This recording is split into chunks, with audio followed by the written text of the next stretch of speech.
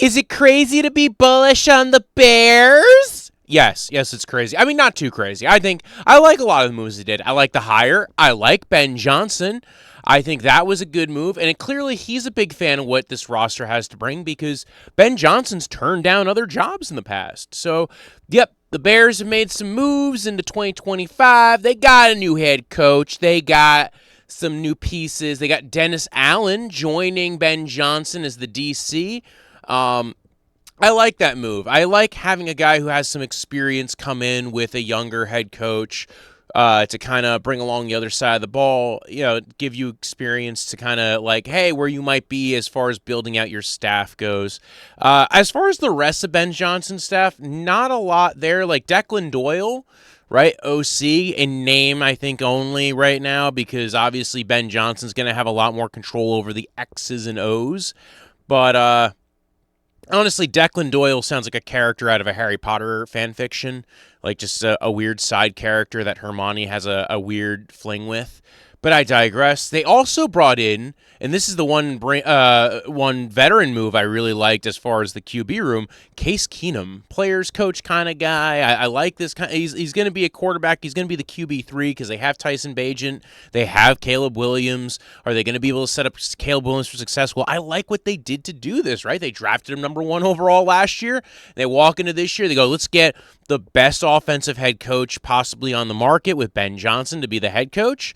And then they went ahead and they invested in the offensive line, which I think was a big problem for them last year, especially the interior of the offensive line. The tackles, I like Braxton Jones, I like Darnell Wright, but they needed to kind of beef up the interior, so they traded for Joe Thuney for a 4th and then extended him. They traded for Jonah Jackson, who's very familiar with Ben Johnson's scheme from the time he was in Detroit, and then they also signed Drew Dahlman in free agency. And that was the funny part, is they didn't even wait till free agency. They made trades, and they were like, we're going to be aggressive to fix this offensive line, and I like it.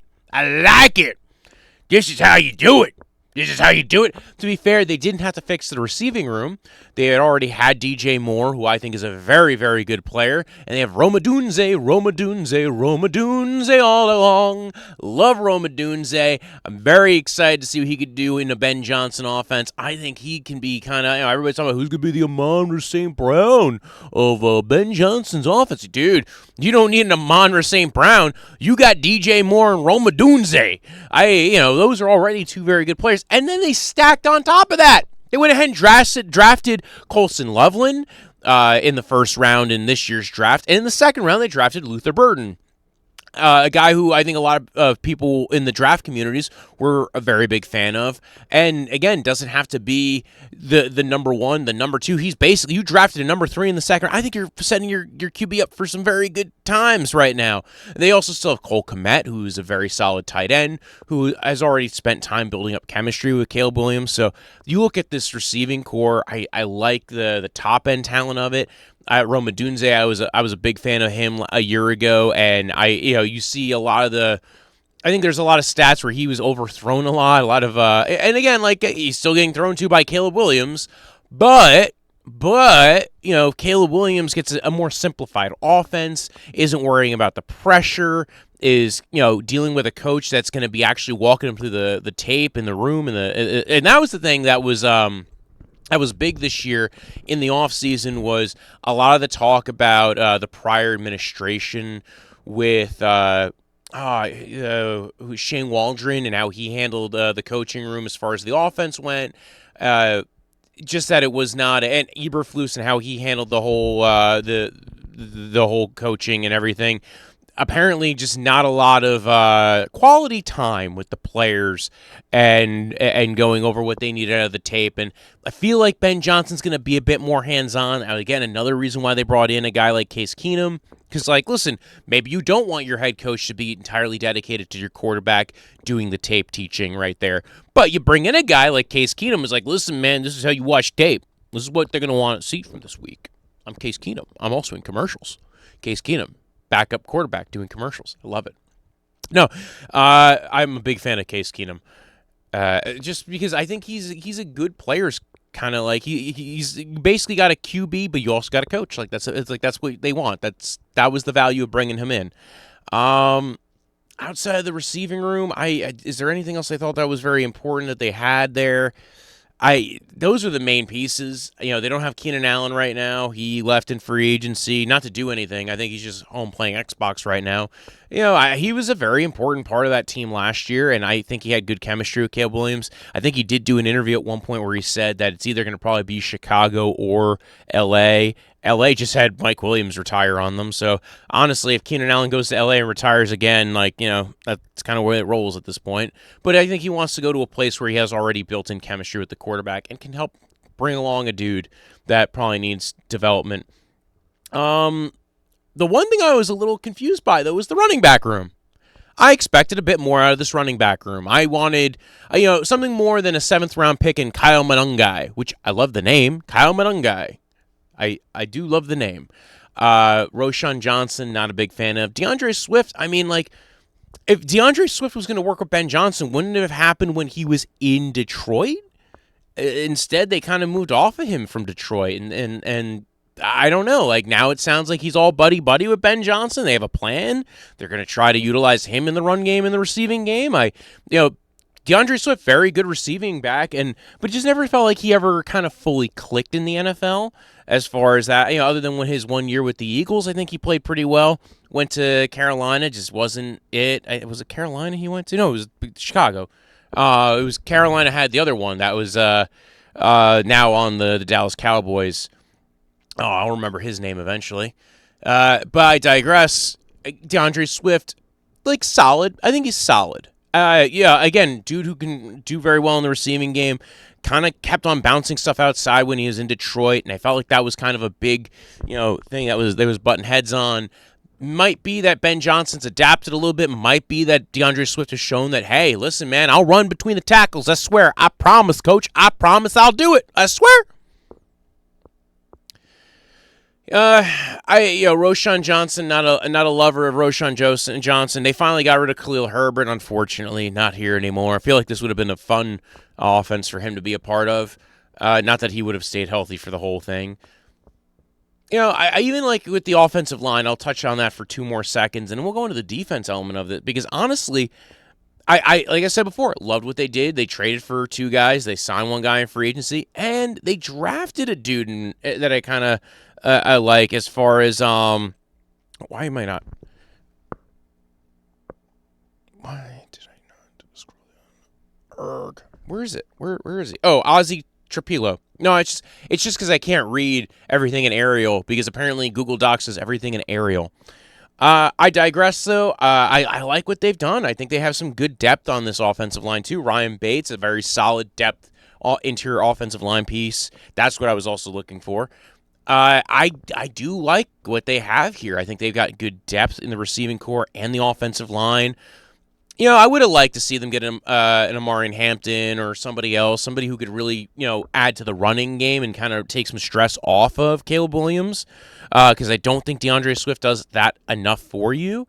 But again, or even just spend an earlier pick. There were a lot of dudes I kind of liked in this draft.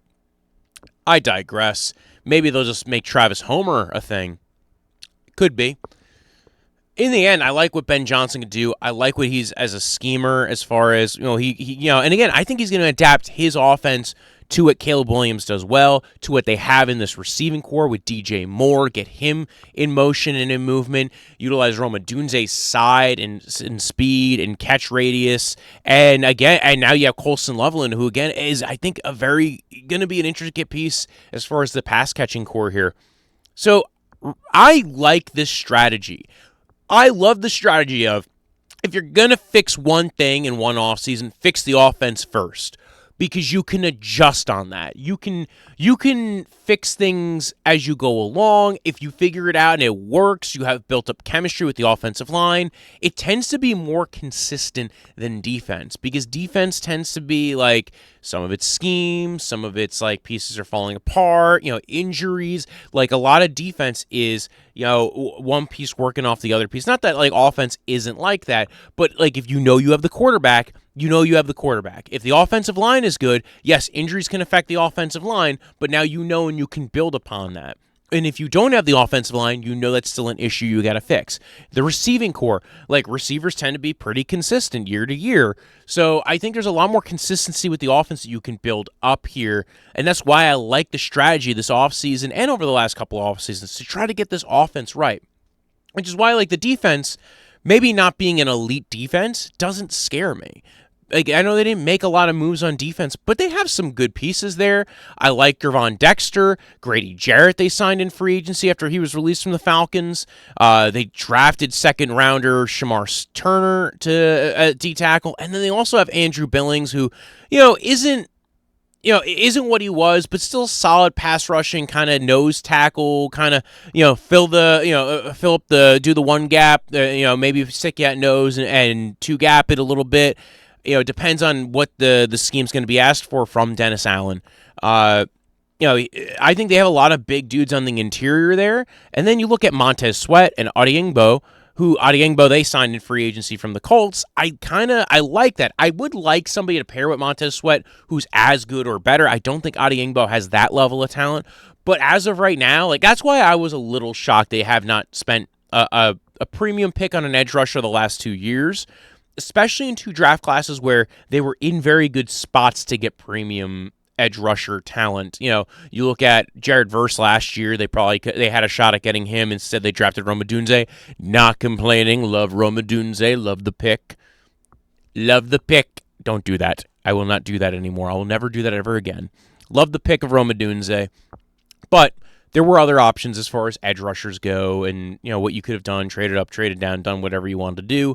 This year, again, Colston Loveland felt like a luxury pick, but apparently a lot of people liked Colston Loveland.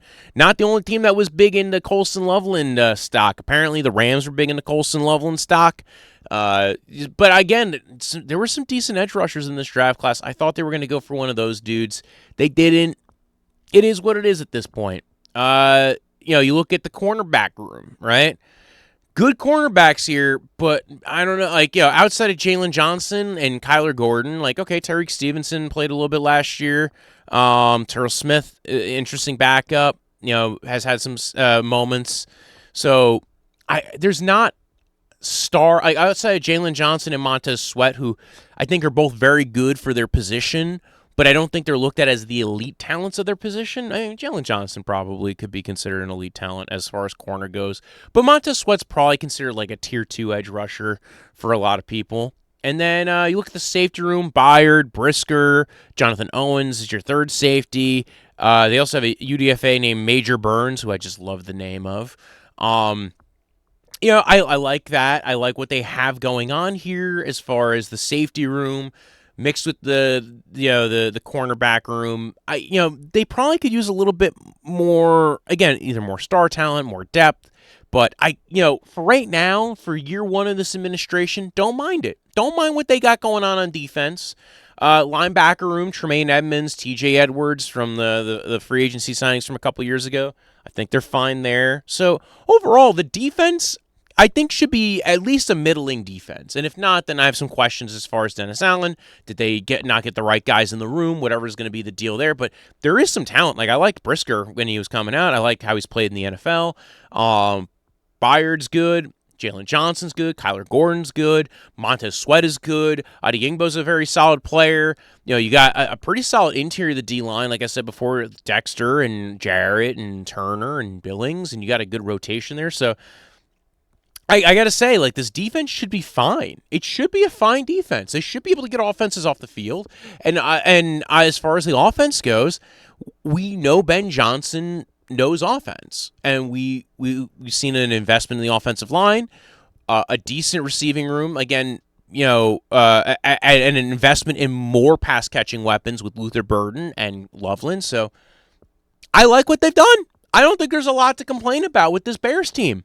I think that they're in the playoffs this year. I mean, they're in a tough division, but a winnable, I think in a division that maybe has some warts on it right now, with the Detroit Lions losing two of their coordinators, one of them being Ben Johnson, and with the Vikings, moving on from Sam Darnold, kind of in this transition phase, seeing what's going on with J.J. McCarthy. I know now there's a rumor that Ryan Poles would have taken him number 1 overall. There was a bit of a discussion there.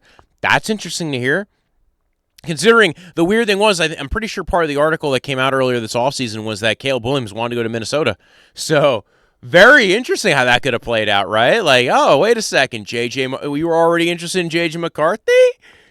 You were interested in JJ? They were interested in Caleb? Could we have come out with an interesting deal? They are in the same division, so I don't think it would have worked out, but I digress. I like what the Bears are doing. Don't have much else to say. Like the moves. Good night. When I woke up this morning, I was feeling pretty dangerous about the past and about the future.